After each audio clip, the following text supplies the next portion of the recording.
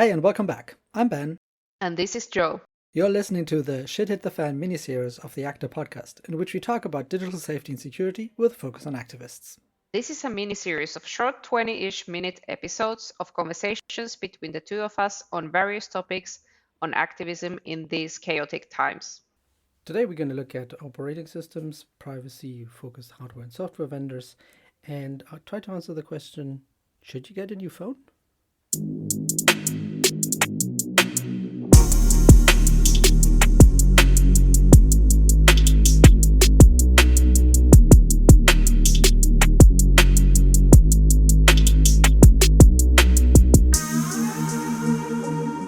Anyways, so we touched upon on browser, we touched upon on search sites and something a little bit about the operation systems and so on. Before we go there, we didn't really talk about operating systems.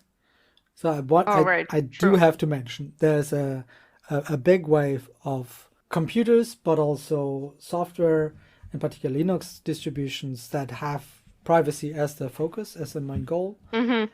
There's manufacturers that do exactly that. They're mostly smaller ones. There's the framework laptops in the US, for example, that you plug together yourself and that do not focus on tracking you. There's also alternative phone operating systems Mm-hmm. to the Android versions. So Androids that have been basically Google has been taken out.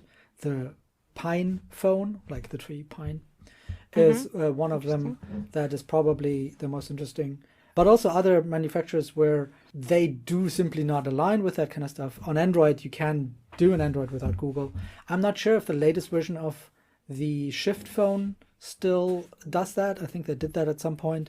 And what's the name of the European? Sorry, did you The say you one can or you can't do Android without Google? you can do Android without Google. Mm. Mm-hmm. You can do Android without Google, and I think the Pine phone is a derivative of that. There's a few privacy focused phones in particular. If you care about not being tracked, that is definitely a possibility. It stands to it's again like go for the smaller ones. In general, if you go for the smaller ones, that's maybe the other thing to notice. Because of privacy, that also creates a market demand. It makes it relevant for the others to care. Yeah. And so if you make that happen, that is good. It means that you have more choice on one side, but also you increase the pressure on the ones that are lax or simply ignorant. Support the smaller distributors. That's what I'm saying. Yeah. They're very often not even more expensive. I'm a big fan of Slimbook, for example. I got a new one today. You were cutting out a little bit. You want to repeat that one? Sure. I, for example, use Slimbook, which is a Spanish manufacturer of laptops that Okay, interesting. came out of the university there. So I'd focused on having Linux compatible laptops, and they are very often a lot cheaper than the equivalent beefy Right. machine Interesting. of bigger distributors. Just because it's not the big name brand doesn't mean they're bad. Right. Yeah, I'm really interested in that Pine phone. I'm gonna try to look into it. Do that. I had some people who used it. Phones are a little bit special because there's like a lot of really intricate hardware and it's really hard to make them open and Right. accessible.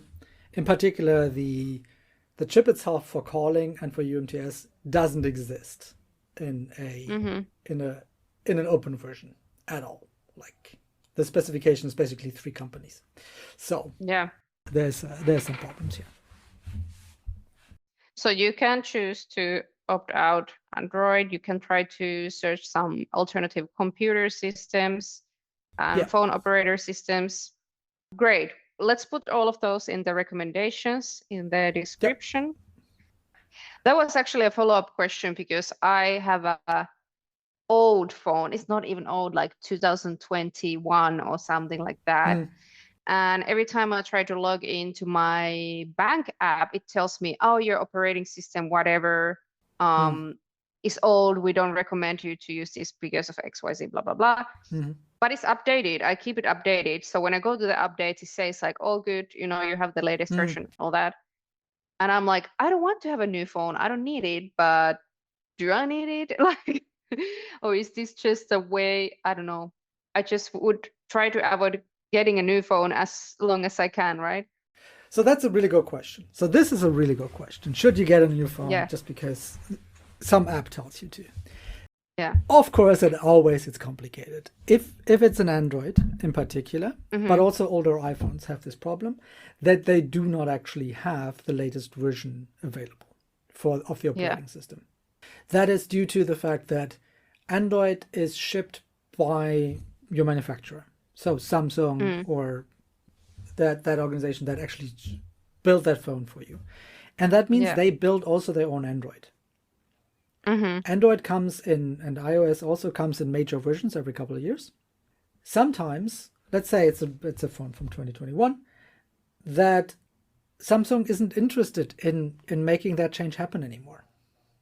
Because they discontinued that line, they're not making that line anymore. So it's just costs for them to port that over to your own phone. So your phone might be saying, I don't have any updates. And they will probably still give you security updates. But new APIs, newer developments, newer things might never come to that phone. On a phone 2021, I would probably say it's probably fine. But that's the thing to check for. Like, what Android version does it actually support? With Actor, we support the last 2 versions for all major platforms. That usually gets us down to like 5 to 6 year old devices, sometimes even older. On Android, I think it's 8 to 10 year old. We actually build it and have tests for even older versions. And that's the other thing. Like, your banking is saying, hey, it's not the best, could still be fine. It just means they haven't tested it. And if you see weird things happening in the app or some bugs and that kind of stuff, the bank is not paying developers to fix it for that old of a phone. Most security APIs that you care about did come in the last 5 to 6 years. Well, like, are older than 5 to 6 years. That's phrased correctly. So a phone 6 years old already has them. It's fine. It really is fine. Most APIs that we use in Actor that are security relevant are from like 2013 to 2015. Yeah. Nothing after that really made much of a difference. It does make a difference, for example, that it doesn't have the best video codec. So if you do video calls, it might be sluggish or slower, that sort of things. Comfort. But we've been mostly doing comfort in the last 5 years. Yeah.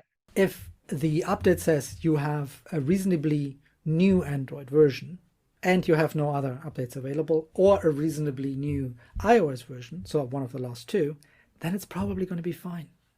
It's fine. You don't need to change that.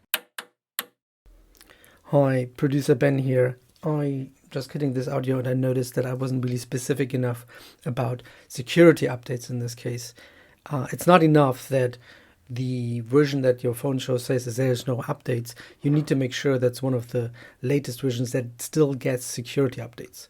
That's actually most of the time more than the last 2 versions for Android at this point in time.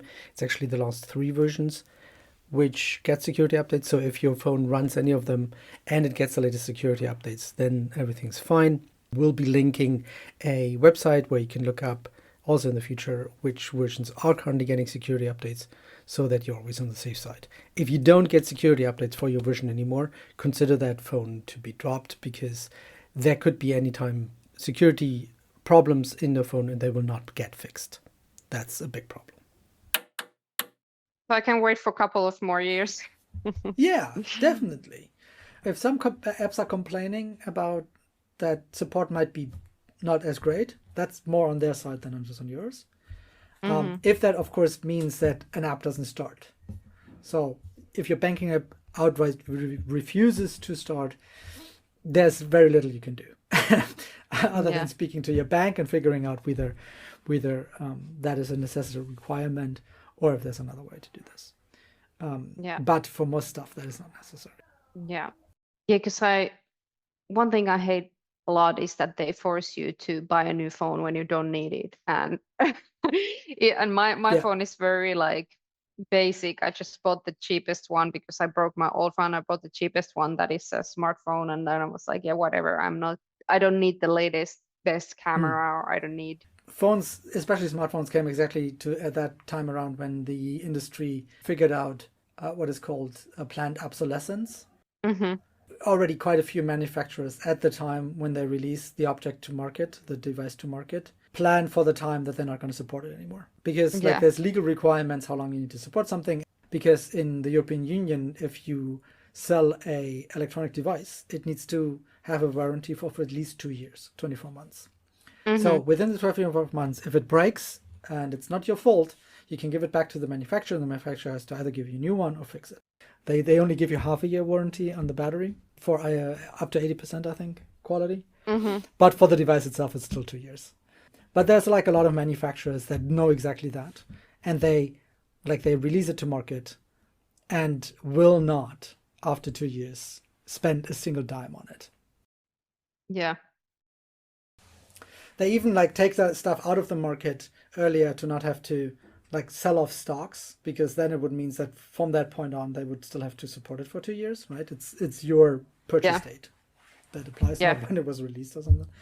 And so there's a huge plan obsolescence. There's iOS also does that. We have at home a few iPhone devices that are technically perfectly fine, but that Apple chose to not support with the latest 2 versions of the iPhone anymore, and that means the App Store stops working and a lot of apps stop working. And even though it was fine and all of the apps worked, now you cannot upgrade anymore, and then the app is oh, but you need to upgrade, otherwise I will not do anything. And you're but I can't upgrade. Well, then out of luck.